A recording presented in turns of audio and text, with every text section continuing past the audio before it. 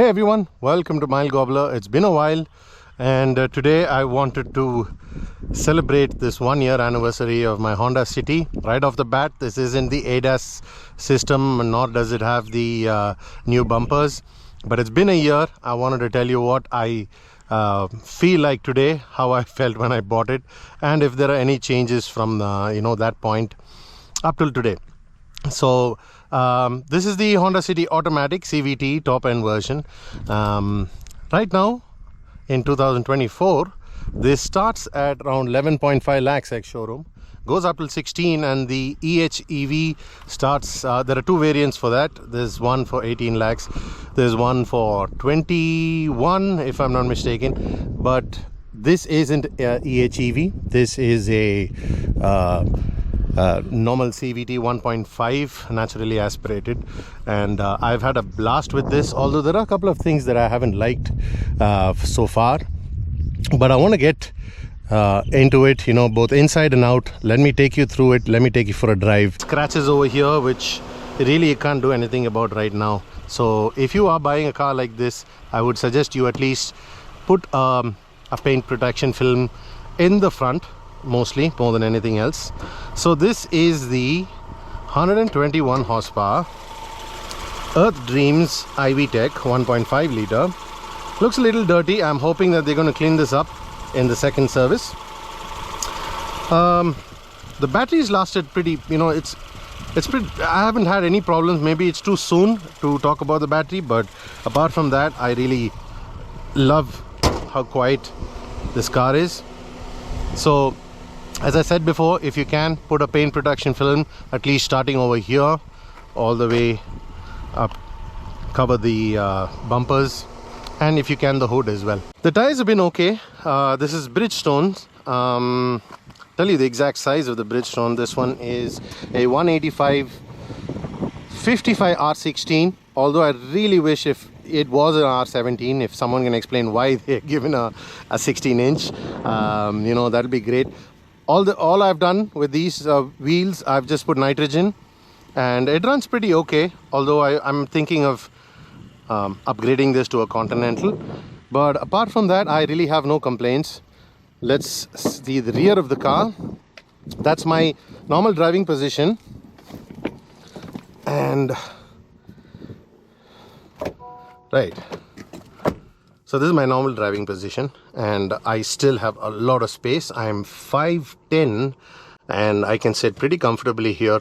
I sit pretty far back, I mean almost as much as a 6-feet would do. The rear ACs have been fantastic. The blowers have been great. 2 ports here to charge your phones. That's been very useful.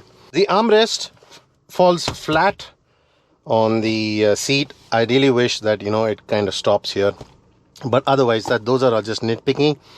The rear, this has been very useful. The rear sun blinds, also nice to know that you are safe in this car with 6 airbags.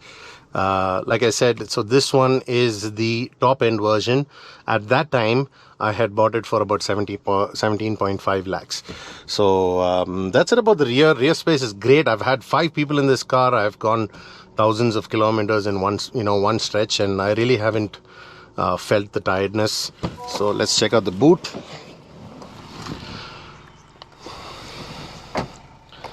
Now the boot is something I can never complain because it's just got a lot of space. Got my camera bags over here. Been doing a shoot of this car just to commemorate, but it's got a lot of space. 2 huge suitcases, and the height makes a big difference because now you can level up. You can put one here, and you can put one suitcase and another suitcase over that. The spare tire has never been used, so I really don't have a comment on that. So let's take it for a drive, and let's see what 20,000 kilometers in this car actually looks like. I haven't had any problems with the with anything about the car.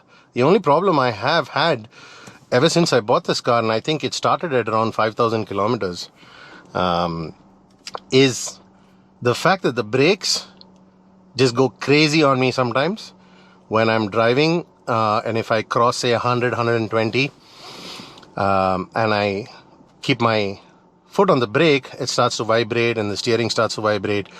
I've changed my service dealer once already. I used to give it to Olympia Honda in Chennai, and I must say they are horrible, because they took the car and they gave it to somebody who just was in training for their service. They were just learning the ropes, and they blindly gave the car to that, should I say, a young man, and he did not have any idea on how to service the car, so he did not do the balancing properly. He took out the brakes, and he put the wheels without balancing them properly, and he rotated it. So the moment I took the car from service, it was a horrible experience. So I shifted my dealer back to Sundara Motors, and they were okay. In fact, they're good. They took the brakes out, they cleaned it, they put it back. Still, it's not sorted out yet, but all I can say is if I keep it now below 110 and I smoothly brake, it's fine. But those are the things that I don't like. Another thing is, I have to show you this in the night, but you have a brightness adjustment over here. The only problem with that brightness adjustment is it doesn't adjust the Apple CarPlay audio system. It only adjusts the speedometer and the HVAC systems. So I have to manually go and adjust the display here when I want to. So these are all small things, but then again, it makes a difference when you suddenly want to, reduce the brightness. So apart from that, I really don't have any issues with the car. The car's been brilliant. I did have a look at the Virtus. I did have a look at the Slavia. Sometimes when I see it on the road, I think I should have bought them. But then again, I bought this car to keep it at least for 5 years, right? So I think I'm going to feel the real value of the car the more I drive it. But 20,000 kilometers, it's brand new. It's just no rattles and all of that. They don't hold on to the expectations of the new car buyer these days. But then this one, a Honda is a Honda, like you always say, and it's been very impressive.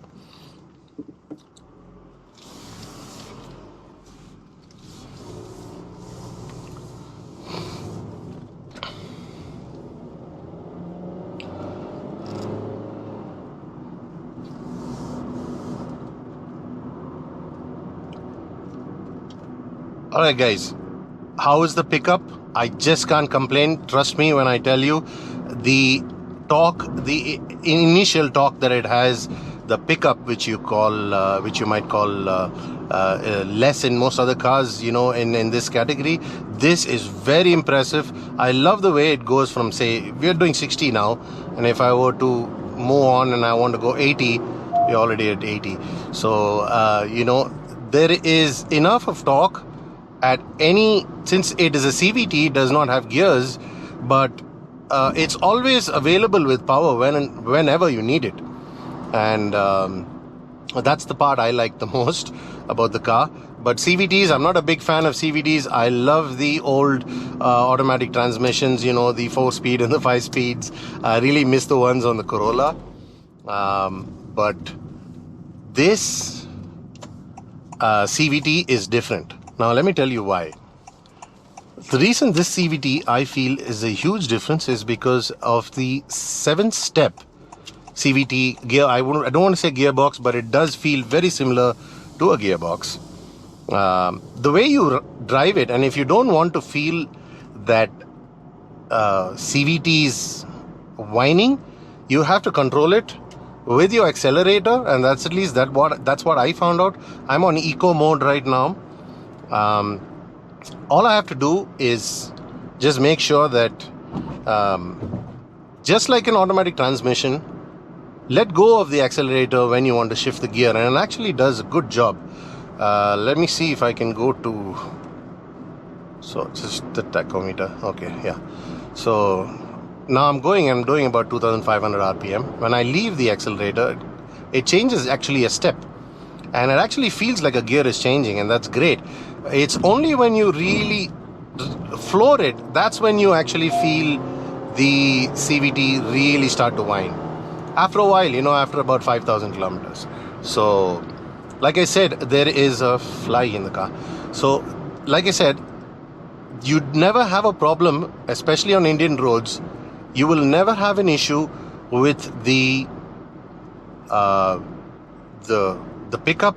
You'll never have an issue if there is enough speed. So let's say I want to move past this car. I'll have enough of speed to pass it. And see, you can hear the whine over there. I'm not sure if you heard it, but there was a whine there because I didn't let go of the accelerator.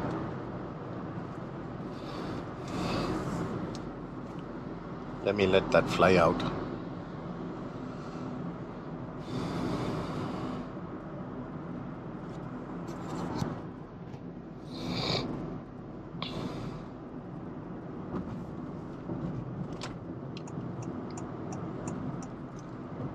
Now, you would have seen people who bought a Honda Civic back in 2008, and they would, work on it and add all the K&N filters and make it much faster. I wouldn't do that with this car. Know what car you're buying and why you're buying it. If you are looking for a car that is just absolutely smooth to drive, smooth to be chauffeured in, a lot of space in the car for people to come with you, a huge family outing, then this is a perfect car for you. But apart from that, I wouldn't say that it is a race-oriented car or something, if you know what I mean. It's just, it's a car to just be driven like this, 80, 100, 120. Yes, you can easily push this car up to 150. I haven't found a place where you can do that safely on Indian roads, even on the national highways. So I really haven't tried that much, but, between 80 and 110, this car is a breeze. It's so smooth. The cruise control works brilliantly.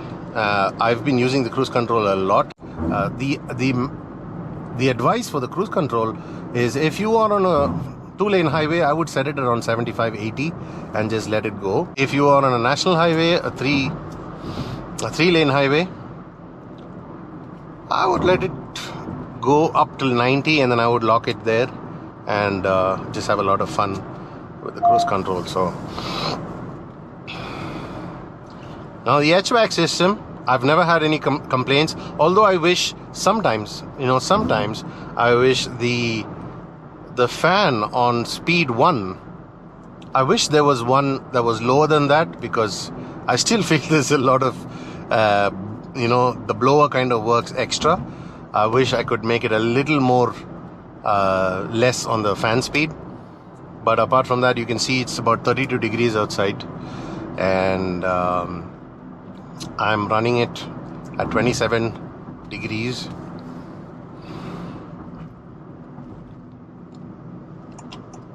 All right.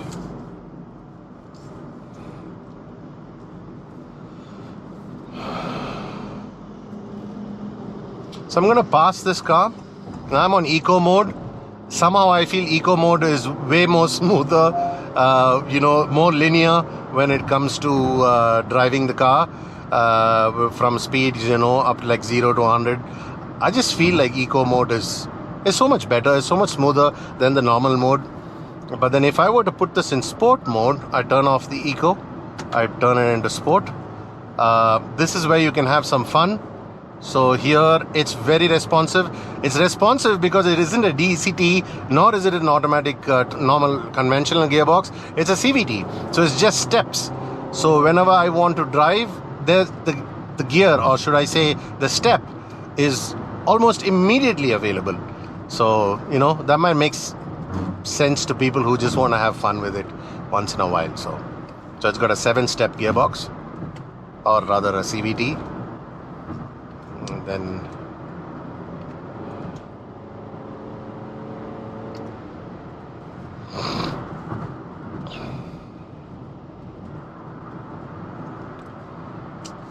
and then put it back into drive. Now it's a normal mode, so there are 3 modes here. So there's the drive mode, which is the normal mode, and there is the sport mode, and then when you press this button is the econ mode. Some of the North American Honda models have a wheel which you can turn and select modes, but here you don't have that, so it's okay. What else? Yeah, it's I would say it's pretty impressive. Some of the people who I have given this car to drive say that it is nothing like the old version of the Honda City in terms of the interiors and all of that, but I know that the engine is the same. But apart from that, just the way that it looks is great. I haven't tested the Elevate yet. I think it's a great car too. Let me know in the comments what you think about the Honda Elevate. So